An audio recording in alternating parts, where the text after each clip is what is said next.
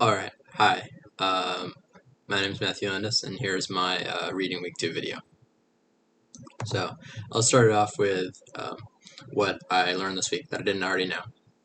So, although I had previously taken AP Physics 1, Physics 2211 has already been teaching me new topics and applying my existing knowledge in new ways.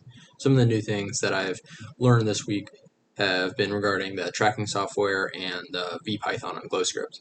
Both of these seemed a bit daunting at first, but after watching the videos as well as just playing around with some sample code and watching the sample videos, uh, they all both really helped me get a pretty solid understanding of these technologies. At this point, I feel comfortable enough to apply these for labs or other assignments.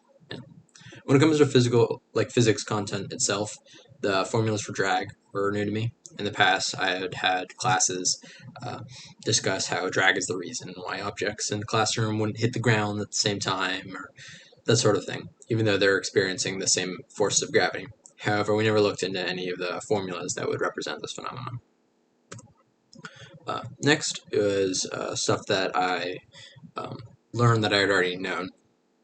In my physics previous class, we would use arrows on free body diagrams or to demonstrate motion.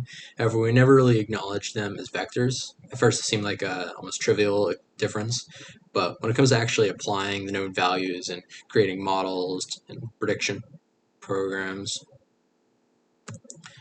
um, the difference becomes quite significant.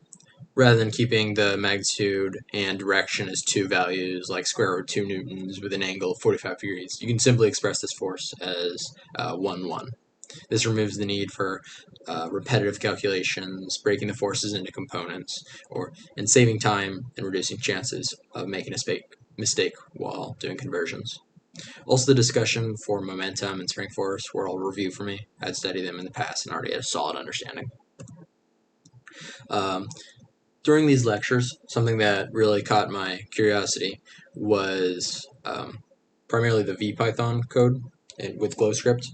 As a computer science major, these videos were super interesting. I'd already had lots of experiencing developing code regarding data analysis or formula creation. Like, in fact, last year I coded a little physics-specific calculator that would compute the unknown value for some inputs. For example, I could feed the program the change in time, acceleration, and initial velocity, and it would output the final velocity.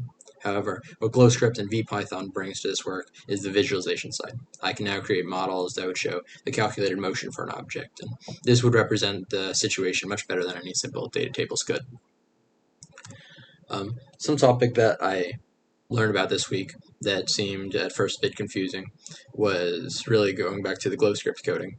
I'd coded in the past in Python. However, with VPython and the visualization side, I wasn't sure how I would be able to create the vectors or present any of the physical objects that were trying to be visualized. However, after looking over some documentation regarding the vector methods and seeing how code needed to be formatted, I definitely felt less confused. Um, this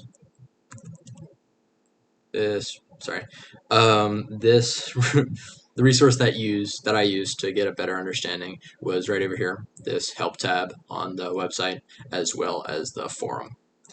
And when it comes to physics topics, whenever I encounter something I'm not familiar with, I always try and look at practice questions because they give me the opportunity to test my knowledge, and based off this, I can focus on the topics that I understand the least.